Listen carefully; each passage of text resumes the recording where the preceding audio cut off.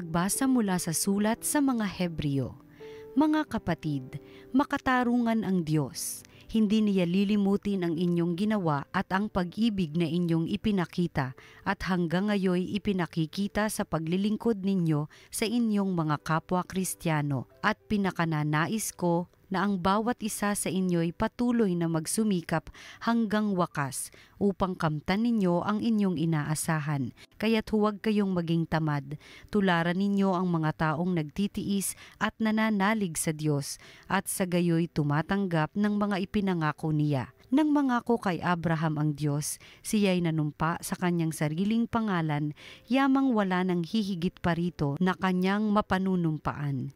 Sinabi niya, "Ipinangangako ko na lubos kitang pagpapalain at pararamihin ko ang iyong lipi." Matiyagang naghintay si Abraham at kanya ngang nakamtan ang ipinangako sa kanya. Nanunumpa ang mga tao sa ngalan ng isang nakahihigit sa kanila at sa pamamagitan ng panunumpang ito'y natatapos na ang usapan. Gayon din naman, pinatibayan ng Diyos ang kanyang pangako sa pamamagitan ng panunumpa upang ipakilala sa kanyang mga pinangakuan na hindi nagbabago ang kanyang panukala at hindi nagbabago ni nagsisinungaling man ang Diyos tungkol sa dalawang bagay na ito, ang kanyang pangako at sumpa. Kaya't tayong nakatagpo sa Kanya ng kalinga ay panatag ang loob na umaasa sa mga pangako niya. Ang pag-asang ito ang siyang matibay at matatag na angkla ng ating buhay at ito'y umaabot hanggang sa kabila ng tabing sa templong panlangit sa dakong kabanal-banalan na pinasukan ni Jesus na nangunguna sa atin. Doon, siya'y isang dakilang saserdote magpakailanman ayon sa pagkasaserdote ni Melchizedek. Ang salita ng Diyos. Pangako ng poon natin lagi nating gunitain.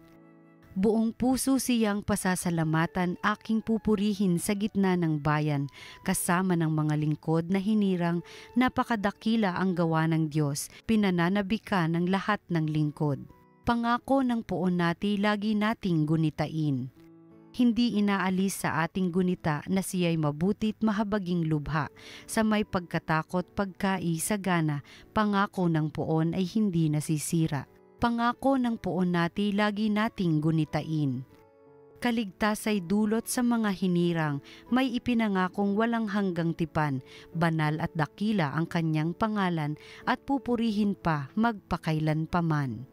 Pangako ng poon natin lagi nating gunitain. Ang mabuting balita ng Panginoon ayon kay San Marcos. Isang araw ng pamamahinga, naparaan si Jesus at ang kanyang mga alagad sa tabi ng triguhan. Habang daay nangingitil ng uhay ang mga alagad, kaya't sinabi ng mga Pariseyo kay Jesus, "Tingnan mo ang ginagawa ng iyong mga alagad. Bawal iyan kung araw ng pamamahinga." Sinagot sila ni Jesus, "Hindi pa ba ninyo nababasa ang ginawa ni David noong si Abiatar ang pinakapunong saserdote? Nang siya at ang kanyang mga kasamay magutom at walang makain, pumasok siya sa bahay ng Diyos at kumain ng tinapay na handog sa Diyos. Ayon sa kautusan, ang mga saserdote lamang ang may karapatang kumain iyon. Ngunit kinain iyon ni David at binigyan pa ang kanyang mga kasama."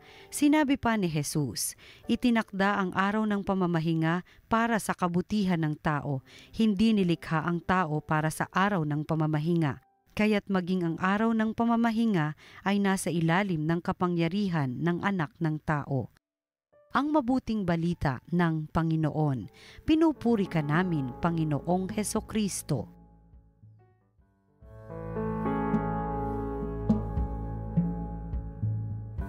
Magandang araw mga kapatid sa pananampalataya at sa mga hindi ko pa po nababati ng Happy New Year, ay Happy New Year po sa inyong lahat. At taus-pusong pasasalamat sa inyong patuloy na pagtangkilik, pagsubaybay at pagtanggap sa mga programa ng TV Maria, lalo na ang Salita ng Diyos, Salita ng Buhay. Ngayon po ay kapistahan ni Saint Agnes, Virgin and Martyr. Isa po siya sa mga early Christian martyr, si Saint Agnes po. At tungkol naman po sa Ebanghelyo ay ano naman po ang mensahe sa atin ng Panginoon? Ganito po yan. Kuminsan, pagka nagdadrive tayo o nagdadrive kayo, bagamat naka-green ang light, kung ipahinto ng pulis, ng traffic police, kahit naka-green yan, titigil ka. O kaya, kahit pula, pero pa-forward ka naman ng pulis, kahit na pula yon, tutuloy ka. Bakit? Ay yung pulis ang traffic cop, ang Lord of the traffic, ika nga. Siya ang may desisyon, siya ang may disposisyon. At ginagawa niya iyon para sa kapakanan ng buong katrafikan, ika nga. Ngayon, mga kapatid, ginamit ko yung halimbawa yan upang ating kahit papaano'y maunawaan ang Ebanghelyo. Araw ng Sabat, walang trabaho yan. Wala kang dapat gawin ayon sa mga Hudyo. Ngayon, anong ginagawa ni Jesus at yung kanyang mga alagad? Yung kanyang mga alagad ay naglalakad sa field, sa bukid. Ay maraming mga grain of wheat doon, yung sa atin mga palay. Ang ginagawa nila ay namimitas ng grain of wheat at kumakain. Ngayon, ang sabi ng mga kaaway ni Jesus, ayan ika, huling-huli yan, against the law yan, against the law of God yan, against the Sabbath. O ang sabi naman ng Panginoon, wait ka lang. Hindi ba niyo nababasa nang si Haring David ay gutom na gutom, ay nagpunta sa templo at kinain yung inihaing tinapay na walang ibang pwedeng kumain kundi yung mga kaparian? Ayun. Ang pahiwatig ng Panginoon, the Lord God, na nagbigay ng Sabbath, intended it for man, not man for the Sabbath. Ika nga, ang Sabat ay hindi upang wala tayong gawin, kung hindi ayon sa Panginoon. Kung may magagawa kang kabutihan, gawin mo. Kung may gagawin kang kinakailangan, gawin mo. Halimbawa, tumulong sa kapwang nangangailangan.